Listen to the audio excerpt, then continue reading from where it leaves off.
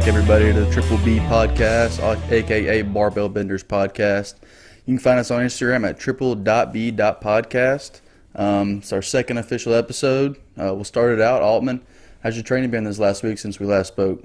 It's been a deload, man, so nothing crazy. Just getting the blood in there, getting the blood volume. Pretty chill, actually. So is it like a planned deload before you start a new program? Or when are you competing next? So I'll be competing September 19th at the Brother Bennett, which is in Hattiesburg. And, yeah, this is just a planned deload. Starting peak next block. So I'm excited for that. Excited just to see what numbers I put up. I've getting down to the 183. I've been competing at the 93, so I'm at the 83 kilogram class now. And it's I'll be about 10 pounds less than my first meet, but hopefully put up about 200 pounds more in my total. Really? So Yeah. are you already at a point in training where your numbers are better than where they were last time you competed? What was that, in February? Yeah, they're much better, much better. I've lost weight, but I'm still a pretty young lifter, and I've been taking my weight cut pretty slowly. I've lost about 10 pounds in almost about 2 months now, so I'm taking it pretty slow. I think in the beginning, for someone that hasn't really cut weight a lot or doesn't have a lot of experience with it, that's the way to go, is take it slow. Yeah. Because you can start doing some crazy things and lose too much weight too quick, and then you're just not in the right shape to go in and give, a good hour and a half workout. Yeah, for sure. Your calories are cut, so it definitely makes a difference. But you have to kind of figure out, get your sleep. Yeah. Definitely. I'm going to go ahead and tell on myself. I've been kind of eating like crap the last few days. Man, it's get back to college, and I didn't have the freshman 15 last year, but this year it's like, because everything's online and trying to keep everybody away from being in buildings. Man, anywhere I go to get something to eat, it's like it's going to take 30 minutes to get anything. So it's like I don't even want to eat, or I'll just eat the junk in my room. But it's been hard to stay on it.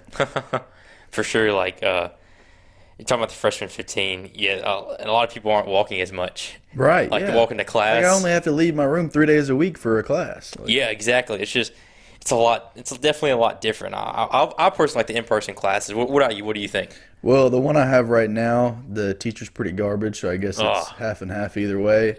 But I like getting ready for the day and going out to class and, banging out a class, get some lunch, another class, and then just homework, and you're done. Yeah, and I think there's that social aspect too, just getting to meet people. Yeah. And talk to some of your buddies. I mean, it's nice to be able to take a class online, sitting in my room, wrapped in a blanket, eating some chips, get up, go to the bathroom whenever I want. But you're right, that social aspect is missing there. How do you feel? Do you think the social aspect has changed as far as working out goes from all this?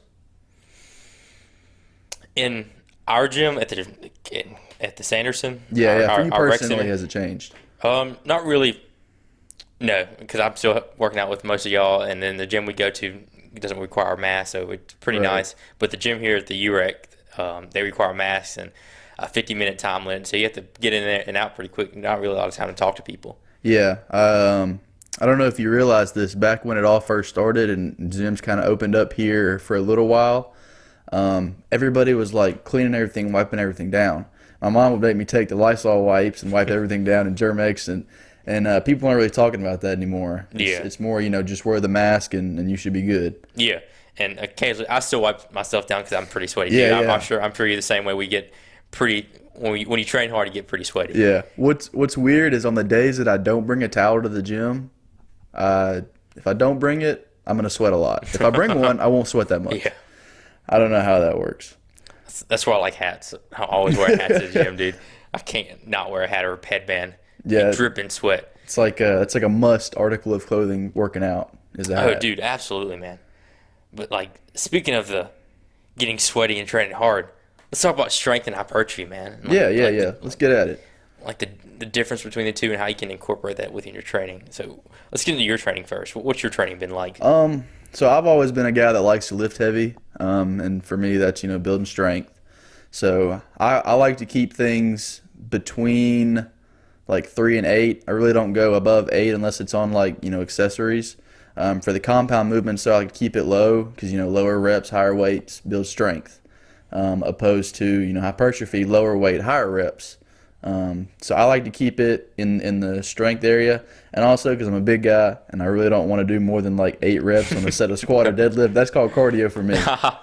I'm a power lifter. I don't need no more cardio. Yeah, for sure. But I'd keep it in that rep range. And there's a lot of different things you can do with an exercise in that 5 to 8 range. Like you can make it a lot of times when the reps are lower, I like to throw in extras like a pause on the end, or a 3-second concentric, or just change it up in different ways. What about you?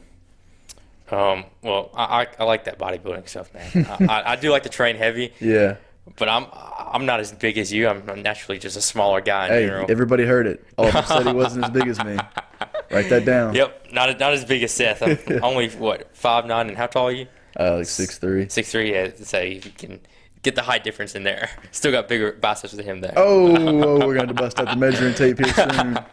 But yeah, I like that bodybuilding training, dude. Or power building, so to say. Yeah, like a mix. Yeah, I've been doing the Juggernaut AI training. Okay. The power building version. Yeah. And my main lifts has gone up, yes, but I really love that, just getting the pump in the gym. Who doesn't like that? And I feel like it really adds a lot for me personally. Yeah, another thing, because I like to do, I'll bust out some 10 or 15 rep sets here and there too. But when I do that, I like to focus on the muscle contraction, make that point number one if I'm going to bust out a lot of reps. Get that good squeeze at the end of every rep. Yes. That tightest muscle contraction you can. And whatever you're doing, quad raises, tricep extensions, curls. Yeah, it's about controlling. It's not really necessarily about moving the weight. When you're a powerlifter, you focus on moving the weight as fast as you can, Right. or with as much force. That's how you get strong. Mm-hmm. But when you're trying to build a muscle, it's more about that mind-muscle connection. Worry about how fast am I moving? Am I actually moving it with the muscle, or am I just going through the motions? Yeah. I don't want to fool anybody. At one time I did get some Kai Green workout ebooks. And if you don't know who he is, look him up on Instagram. And he's probably the most jacked person you've ever seen. Oh, golly. But yeah, it was 10 for 10 ebooks, one on each part of the body, each muscle group, and had workouts in there. And it really explained first, how the muscles connect to each other, and explains, kind of the function and the purpose of each one. And I think that's really important to understand when you want to get serious about training, is understanding where they connect, which is something that you probably do a lot of in your classes. Yeah, definitely. Just learning the body, the anatomy. Yeah. And a lot of that's just memorization. It's to learn that, you have to be doing it for a while and just figure out, all right, this is what does this. But I like to keep it simple, dude. If I know the bicep's supposed to curl and someone's like, oh, dude, I want to work the long head, the short head, and the medial head of the bicep, or just the short and the long head of the bicep, I'm like, dude, just do a barbell curl, man. You're gonna work both of them. If you're not that advanced, so Yeah. just do a barbell curl, man. Just get some work in. Right. I think people make it too complex sometimes. Yeah. But the more you're able to focus on that muscle connection, you can target, different single muscles in a movement. I think that's beneficial. Not to say that compound movements aren't beneficial, because I enjoy compound movements as well. Yeah, I think beginners should start out with compound movements, and then an intermediate can focus more on getting that more isolation in there. You kind of dial it in. Yeah, after exactly. you've been You in for a little add a few more exercises, figure out what you want to do. But one thing with the Juggernaut AI I've liked is reps in reserve, RRR. And I've never been exposed to that until I started doing that. And I think that's really interesting. I think that's a great way to do it. So say I'm going to do a dumbbell bench press, and I have, I'm doing like 70 or 80 pound dumbbells, and I get RRR is supposed to be about 3 reps in reserve, so about 3 reps from failure. I'll do technical failure where I can't get the right technique down.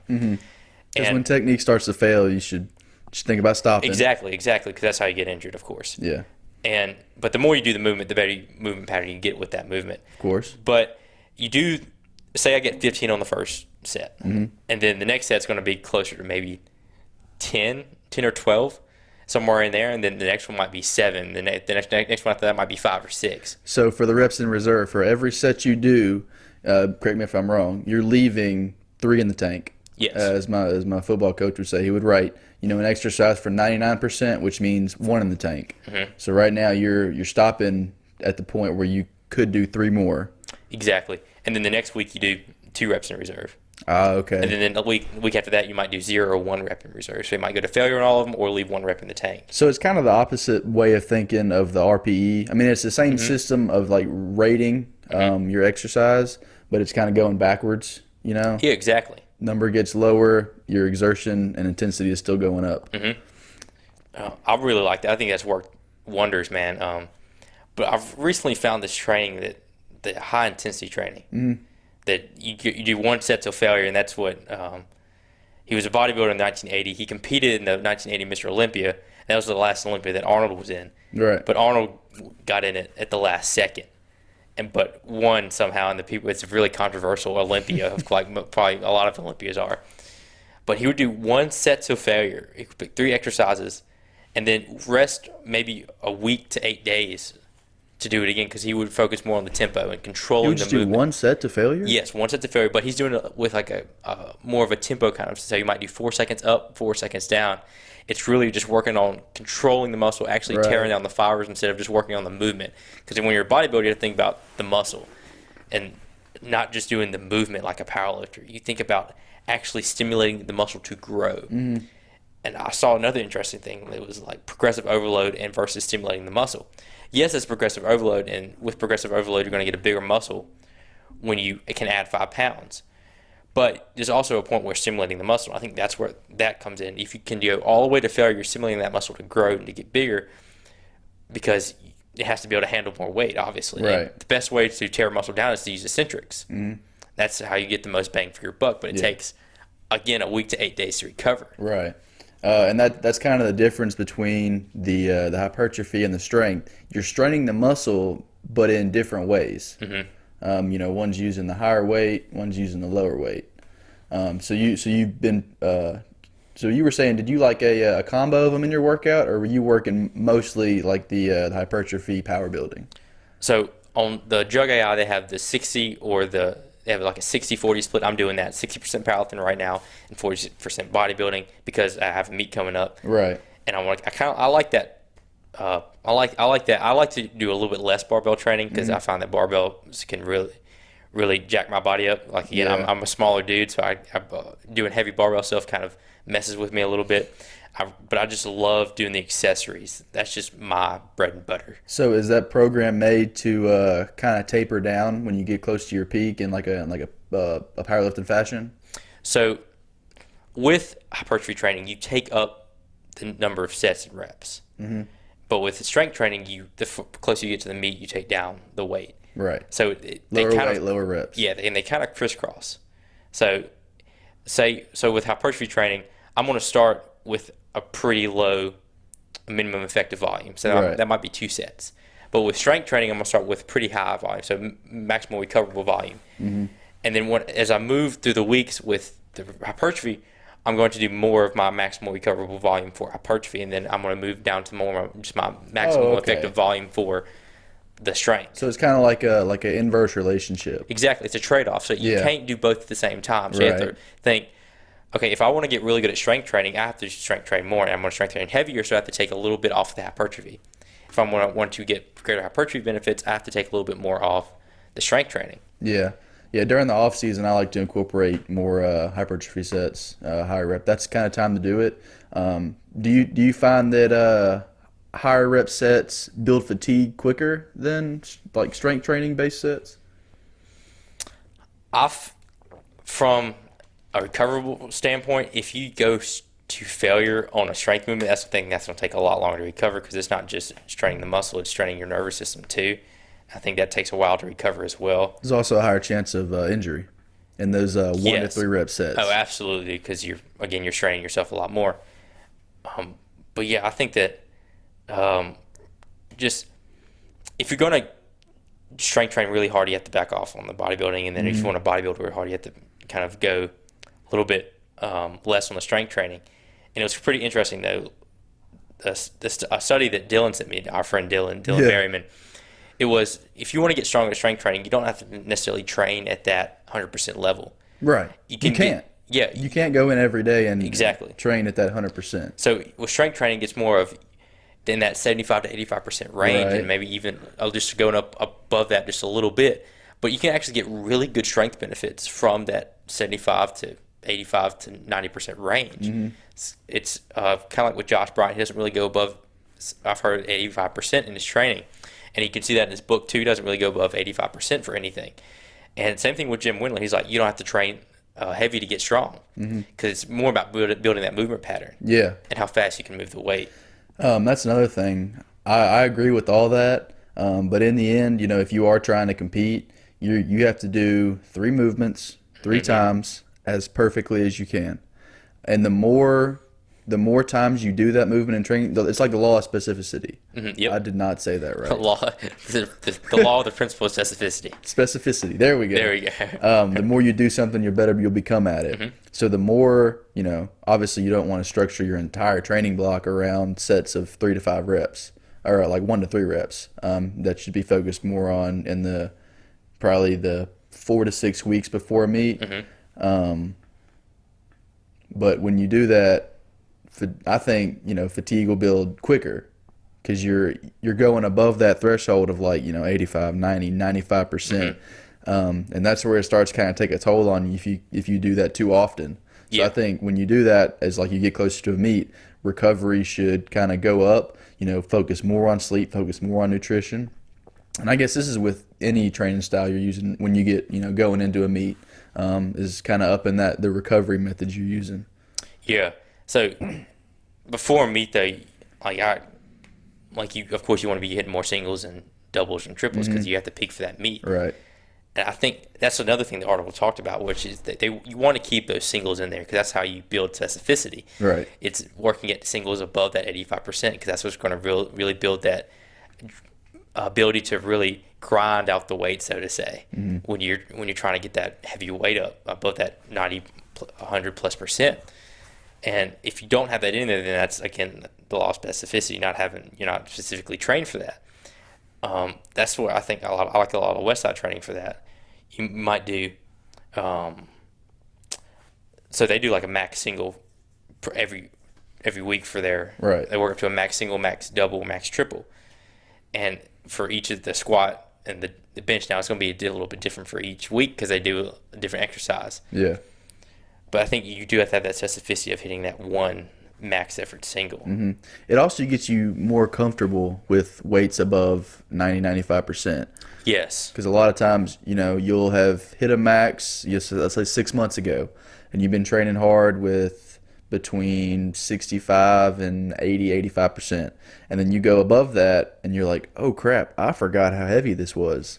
So, being accustomed to having 95 or 90% or over on your back, in your hands, over your face, there's benefits to it. For sure. And it really prepares your body for it, like you just said. Yeah. You have to have core stability to do that. And the best way to do that is to put the heavy weight on your back and just like stand there with it. Exactly. Why do you think strongmen are so strong? They walk around with heavy stuff and just lift heavy stuff. Yeah.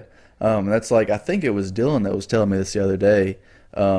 Once you get up squatting a decent amount, when you're warming up for, a heavy single or a heavy double, you can tell the bar's getting heavier. When it goes from 1 plate, 2 plate, 3, 4, and then you keep going up a little bit, you can tell it's getting heavier. Yep. Even though your max may be above 500 and you've got 415, 425 on your back, it's still going to feel heavy. It's because it's a heavy weight. Yeah.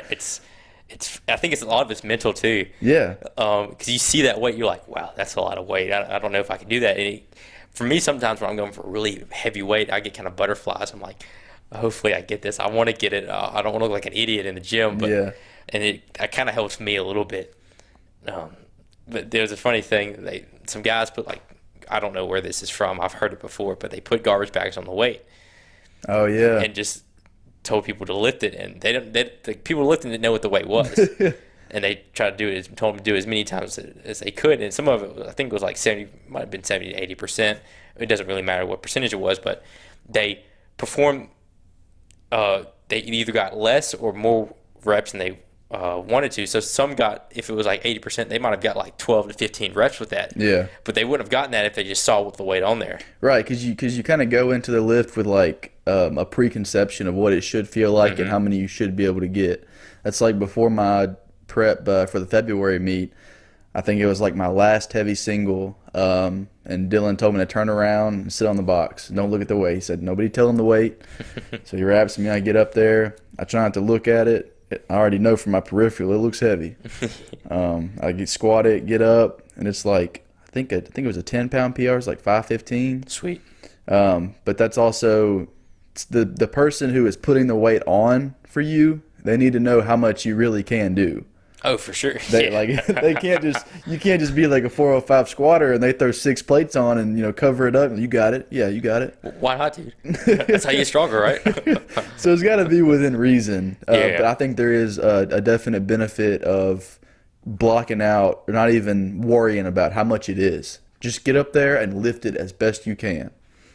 Yes, exactly. Like I like that too. Not even knowing what the weight is. I think that's a great way to do it. It's like you can go in with the thought already in your mind. I'm gonna go in. I'm gonna crush this. Yeah. Whatever it is, I'm gonna crush it. And that's kind of the mentality that I feel like you have to have when you do get to those heavier singles and doubles days and in the meet. Whatever it is, positive thoughts only. I try not to think of anything about I hope I hit this. That's the wrong word.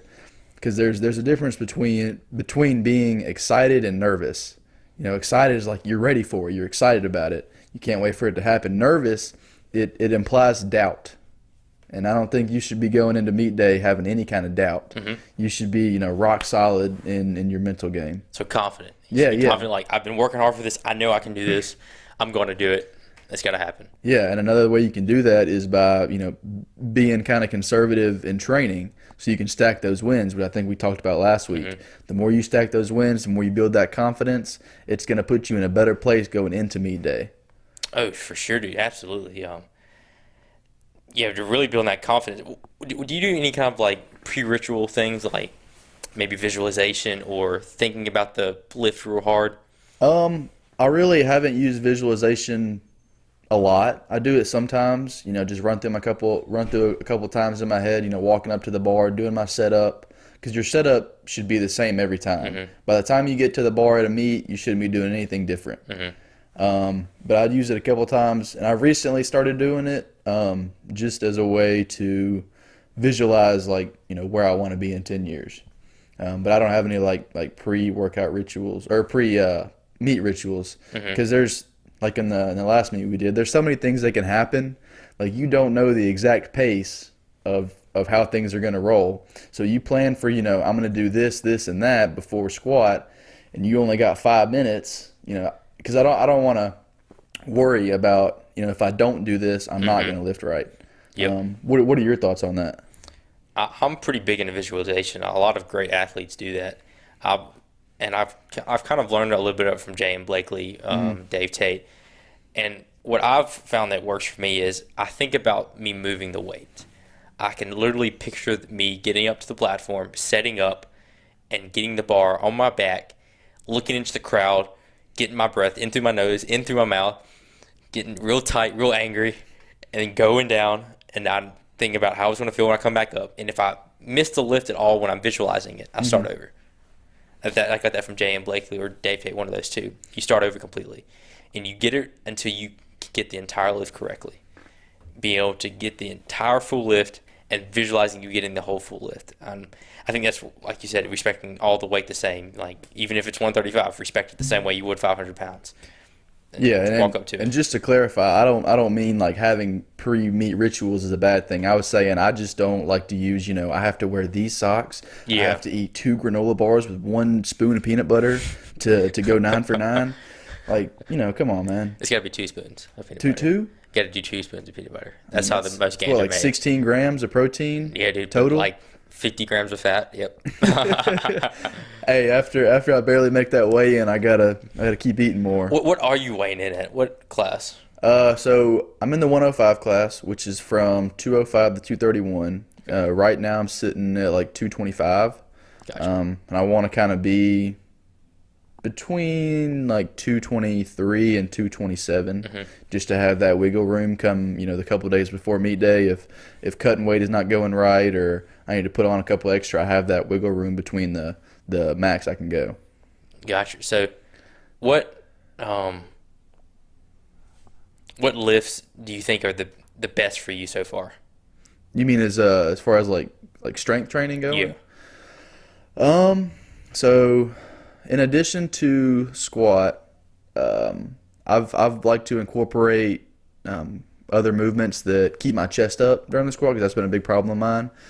So the front squat, if I could find a decent SSB bar, with actual padding, I would love to do more of those. I like to do deep kettlebell squats. So I'll stand on like 2 boxes and grab a kettlebell, and you can do it with like a weight belt too. You just hold it between your legs, chest up, shoulders back, lats locked, and you just bust out like 15 or 20 of those. That's where I'll use something like the more hypertrophy sets. Yeah. So yeah, that's what I like to base when I pick accessories. I like to base it off of what do I need to work on in that main lift. What accessories are going to help me get better at that sticking point. So for bench, like floor press, I think that if your sticking point is right off the chest, that's really good because your elbows come down and they're perpendicular with the floor. You can work that top half of the movement. Deadlift, something Dylan showed me. It's called floating the weight, specifically for sumo pullers that have trouble getting in that position, like in the bottom. You just grab the weight, set up like normal, and when you roll your hips back and your chest up, the weight should come off the ground like 6 inches. So it's kind of like a pause deadlift, but it's just making you comfortable in the hold down there. Building What that tension. about you? Yeah. Ed Cohen talks about that. He said he was able to hover it was either 720 or 750 just because of the tension he built in his body. Yeah, that's how it should be. What are some exercises that you've enjoyed in the? Well, like I said, I like the bodybuilding stuff, so those are kind of like my accessories. One thing that I've been doing is I've been doing hack squats. I'm not very good at them. I think that they're awful movement for me, but I know if I get better at them, that I'll become a better lifter. Because if my quads are kind of like the weak link. I've focused on my hamstrings so much. Yeah, they've been kind of small lately. I appreciate that. But yeah, my quads have been kind of the weak link, and I've been trying to figure out different ways to make them better. I did front squats for a while. That really helped make my back strong, but I have a pretty strong back because I can deadlift about 70 to 80 more pounds than I can squat, so I know I have a strong back. Yeah. And it wasn't really stimulating the quads like I wanted it to because it was pretty lightweight already. Yeah.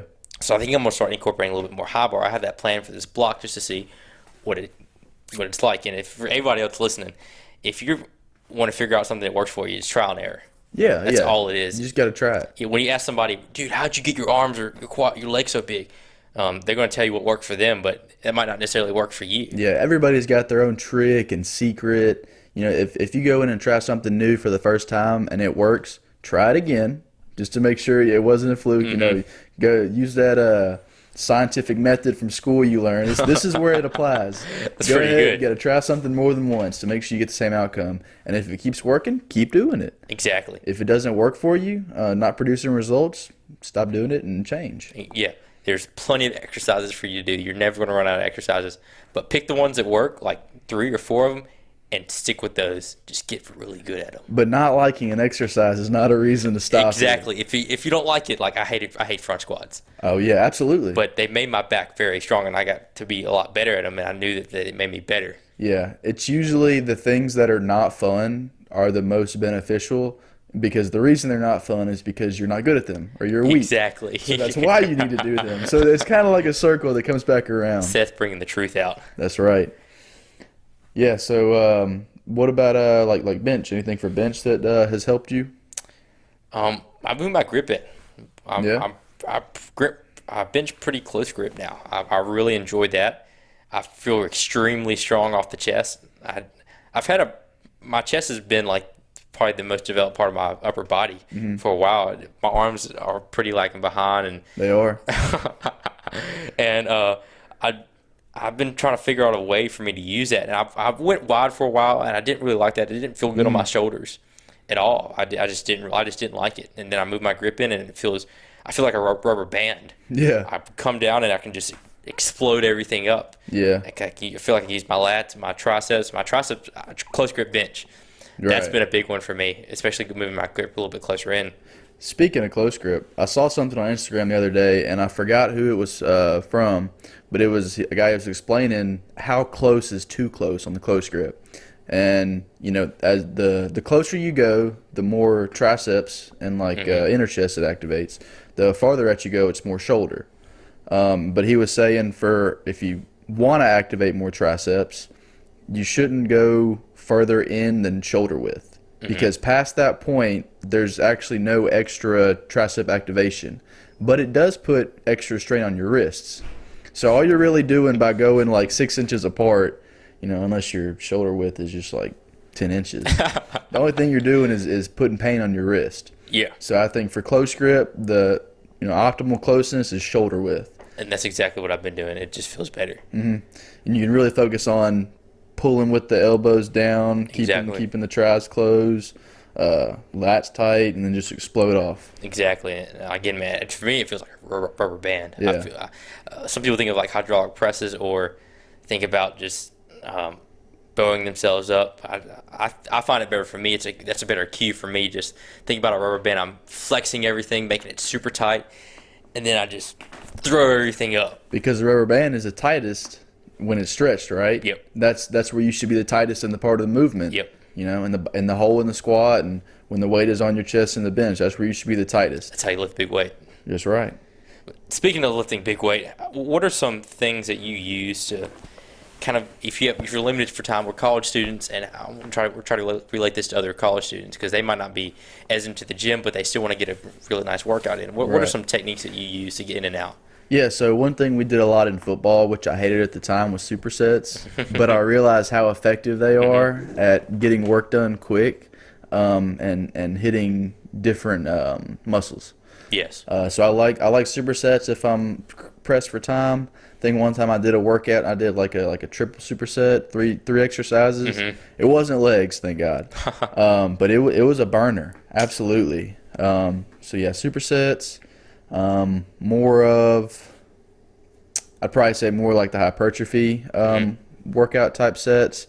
You can recover from them a little quicker than doing like a heavy set of 5 versus a set of 12 where you're just busting them out. That's about it. What about you?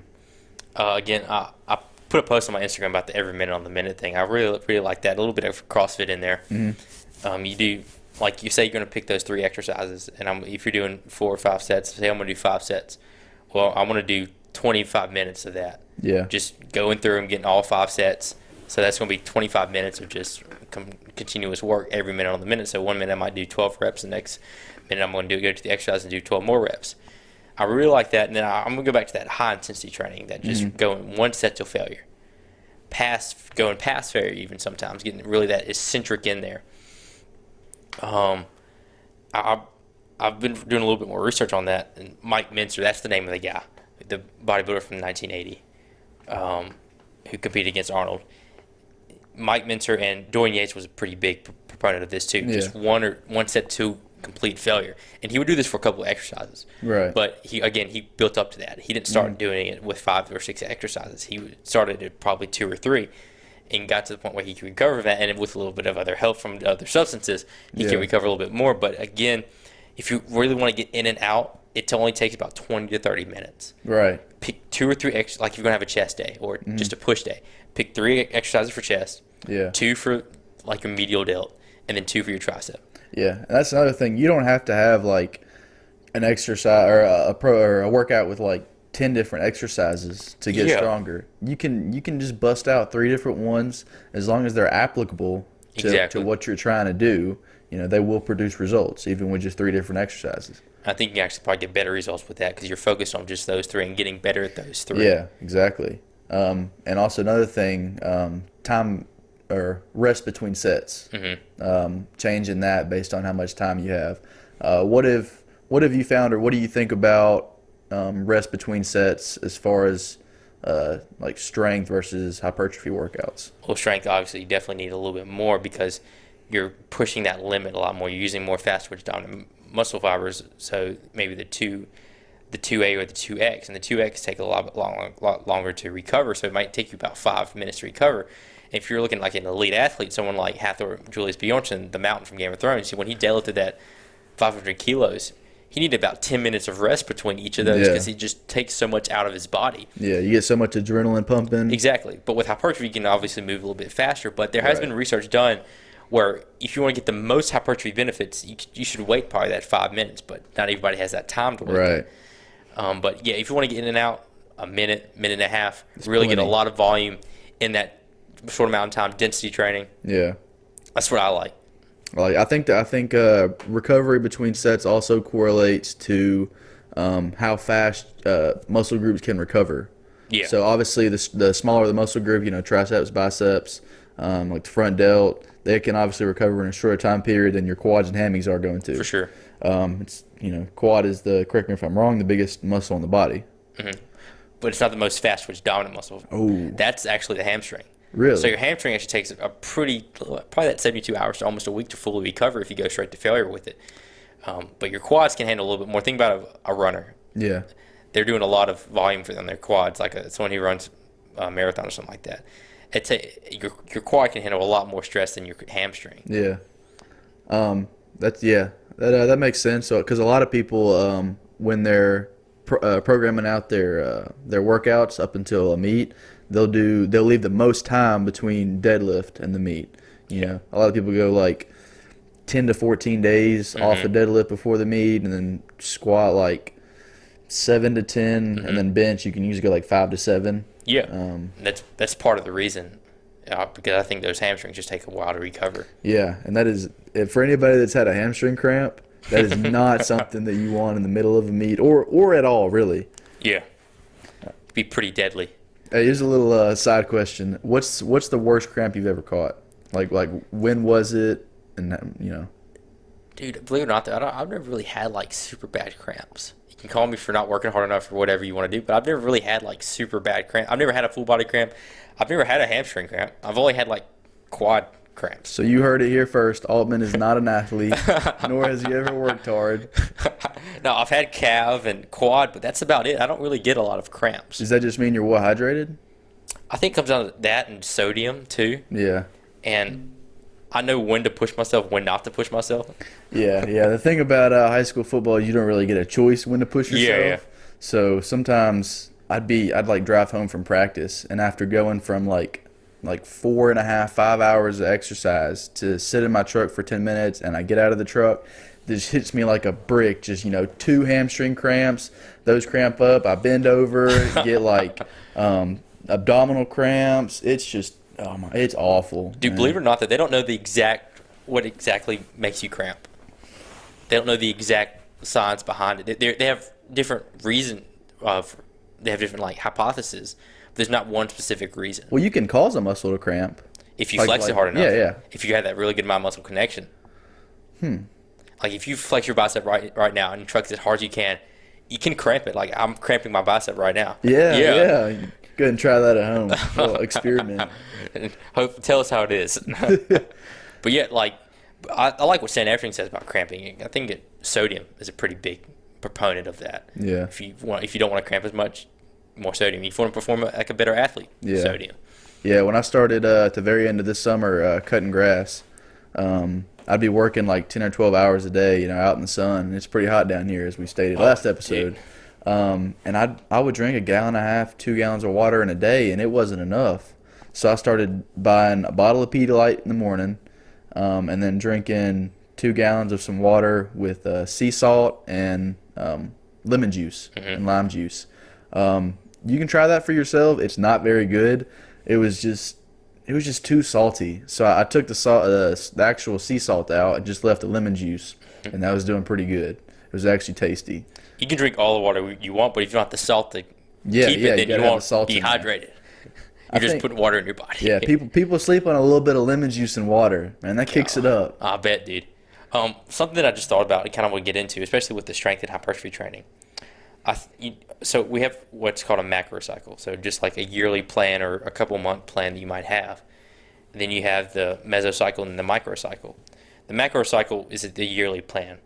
And I think with that high intensity training, going to failure every set, I think there's good ways to set that into the yearly plan. And then you have times where you might have higher volume training with a little bit lower intensity, and then times where you have more higher intensity, lower volume. Yeah. I think that's really a good way to, like Arnold says, shock the muscle. Shock the muscle, but stimulate growth and really give your body a break sometimes. Yeah. Because if you're going killing yourself every single time, going super high intense, your body, you might not have a body for that much longer.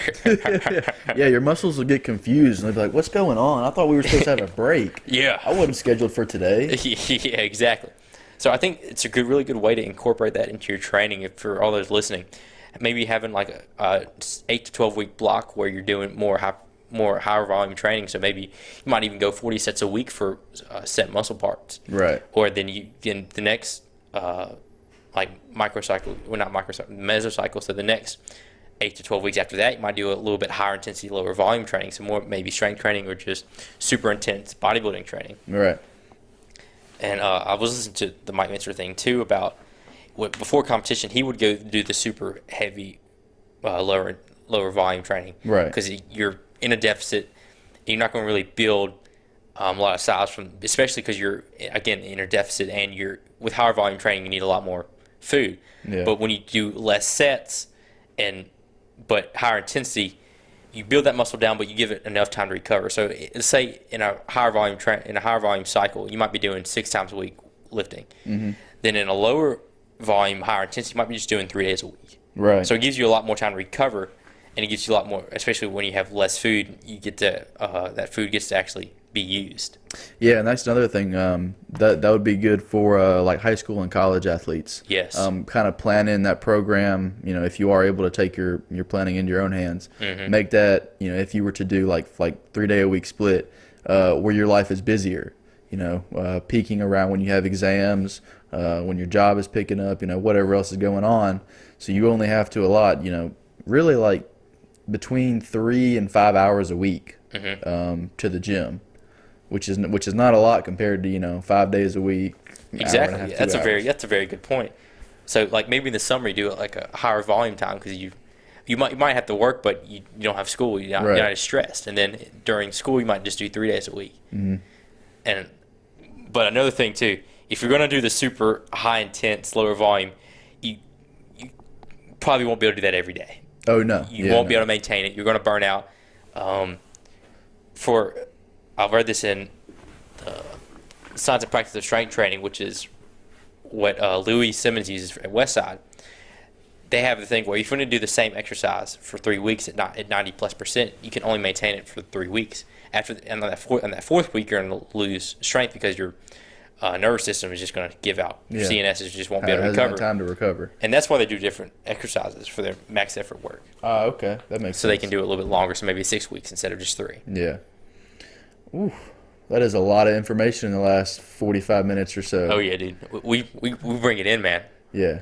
Don't forget, motion is potion.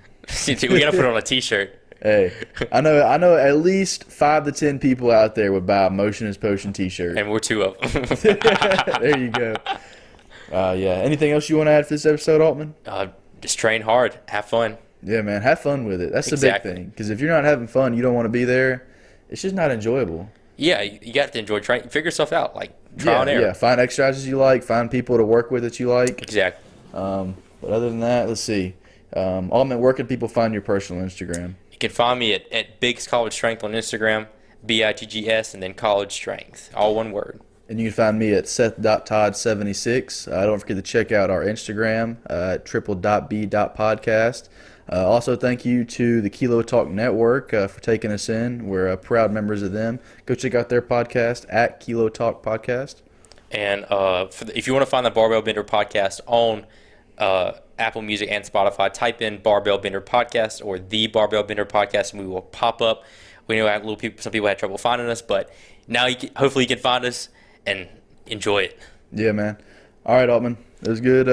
Good episode. Yeah, man. All right, y'all. See y'all later. See ya.